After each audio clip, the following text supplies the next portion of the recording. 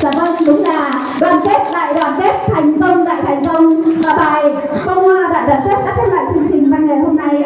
Xin trân trọng cảm ơn quý vị đại biểu đã đón xem. Tiếp theo chương trình xin trân trọng kính